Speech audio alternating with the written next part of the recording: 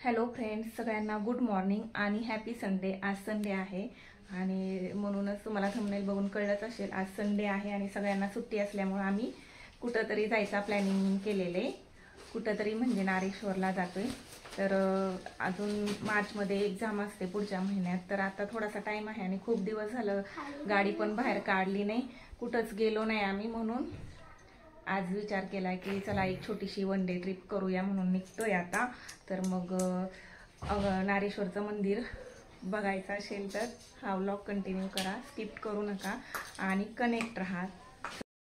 आता सकाळची सगळी आवरावरी वगैरे करून नाश्ता वगैरे करून आम्ही निघालो आहोत। तर आता अंकलेश्वरवरून निघाल्यानंतर भरूच क्रॉस करून बडोद्याच्या अगोदर नारेश्वराचं मंदिर येतं, ते की एकदम नर्मदा नदीच्या किनाऱ्यावरतीच आहे। तर इथं आता आम्ही पोहोचलेलो आहोत, पार्किंग एरियामध्ये गाडी पार्क करून पुढे निघतोय।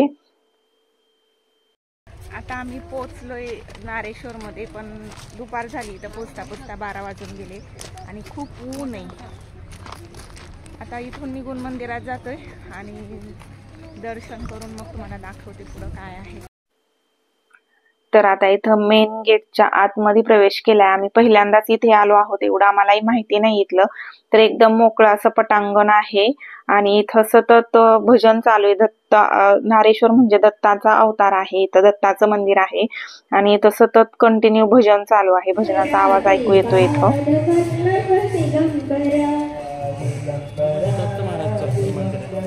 12ला इथं मंदिर बंद होतं आणि दुपारी 2:30 नंतर चालू होतं। तर मंदिर बंद असल्यामुळे आम्ही आता पुढे निघतोय नर्मदा नदीला।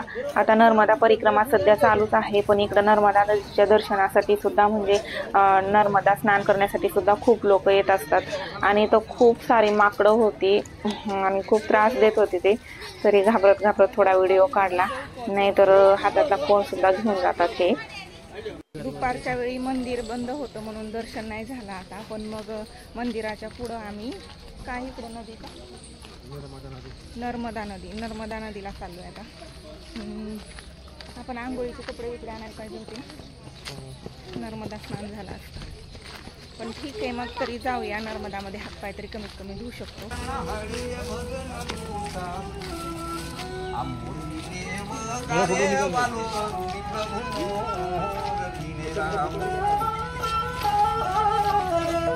आणि मोडले मोयाने राणा येवा जंगल नो।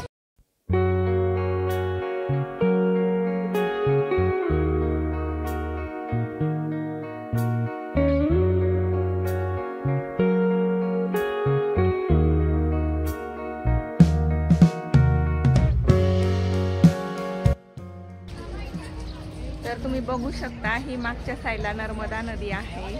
तर आता म्हणजे उन्हाळा चालू झालाच म्हणायचं, म्हणून पाणी कमी आहे नदीला, पण छान वाटतंय। आता पायऱ्या उतरत उतरत खाली चाललोय नदीच्या कडेला, हातपाय वगैरे धुवून घेऊया। इथं आंघोळ पण करतात लोक, म्हणजे सगळेजण त्या तयारीने आलेले असतात। आम्ही तर तसं काही कपडे वगैरे आणले नाही, पण हातपाय तरी धुवून घेऊया। आणि गुजरातमध्ये मेन तर एक गोष्ट अशी की जिथं जाईल तिथं खायला प्यायला चांगल्या क्वालिटीचं आणि चांगलं भेटतं, म्हणून इथं बरं वाटतं। म्हणजे कुठल्याही कोपऱ्यात कानाकोपऱ्यात जा, तुम्हाला खायला प्यायला नेहमी छान भेटेल। टॉयलेटची व्यवस्था असते, खाण्यापिण्याची व्यवस्था असते, म्हणजे भेटूनच जातं इझिली, म्हणून इकडे फिरायला पण भारी वाटतं।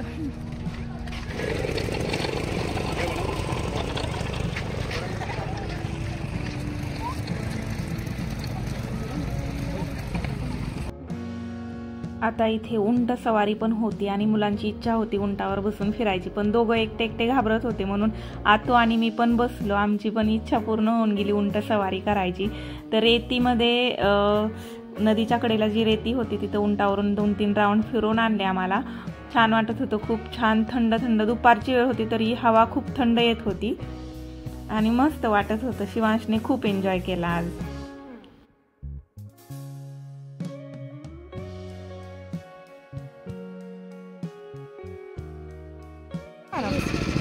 तीस की एक की 20 की 30 की एक।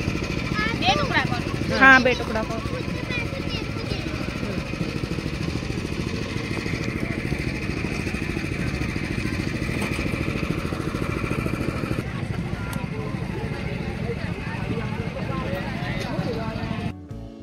आता थोडासा नाश्ता करून मुलांना सोडलं इथं पाण्यात खेळायला. आम्ही तर काही कपडे वगैरे आणले नव्हते, पण मुलांचे एक्स्ट्रा कपडे घेऊनच जाते मी कुठं फिरायला जाते तेव्हा शक्यतो.